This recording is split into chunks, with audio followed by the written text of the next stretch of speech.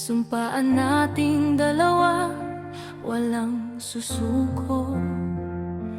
Kahit mahirap ang daan para sa tulad natin, ang pag-ibig mo ang tanging lakas na sa akin ay gigising.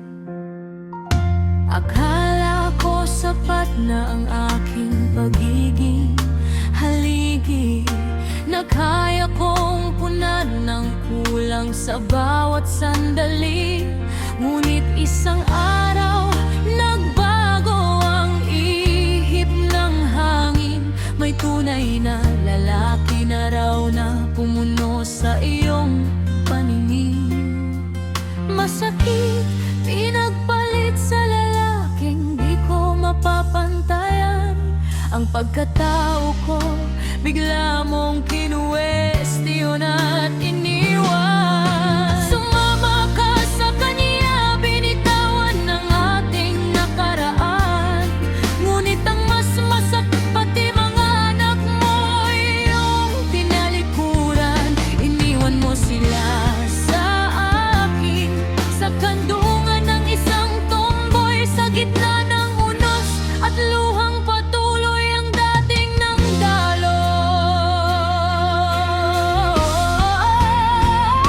Hindi ko sila dugo, pero sila ang aking buhay. Sa bawat iyak nila, ako ang nagbibigay gabay. Masakit man ang iniwan mong sugat sa aking puso, hindi ko kayang tiisin ang mga bata. Hindi ako susuko, ikinahiya mo man ang pag-ibig ko sa'yo noon. Ang pagiging magulang ko sa kanila ang aking tugon.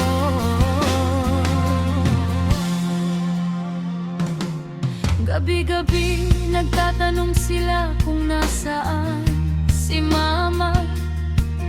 Pinipilit kong umiti kahit ang luha ko'y kasama. Ako ang nagtatrabaho, nagpupuyat, nagpapakapagod upang maitaguyod ang buhay nilang sa iyo ay naudlot. Tomboy lang yan kung turingan ako sa labas, pero sa loob ng bahay na ito, ako ang kanilang lakas. Napamahal na sila sa akin, higit pa sa aking sarili. Sa bawat yakap nila, ang sakit mo ay napapawi. Sana ay masaya ka sa bago mong pinili, sa lalaking totoo na sa iyo ay nagmamay-ari. Huwag kang mag-alala, hindi ko sila pababayaan. Ang pag-ibig na ipinagkait mo, dito nila matatagpuan. Maliban ako sa tingin ng batas at ng iba, sa mga batang ito, ako ang kanilang tunay na sinta at kalinga.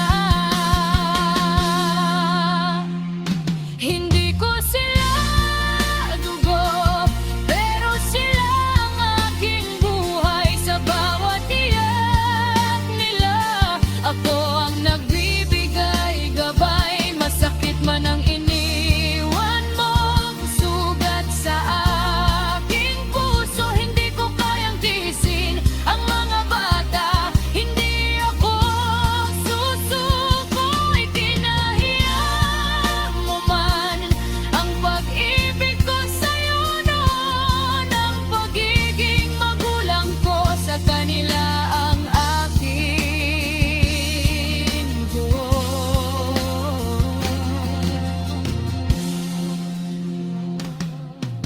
Palakihin ko silang may dangal at may pagmamahal, kahit na ang turing mo sa akin ay isang pagkakataon.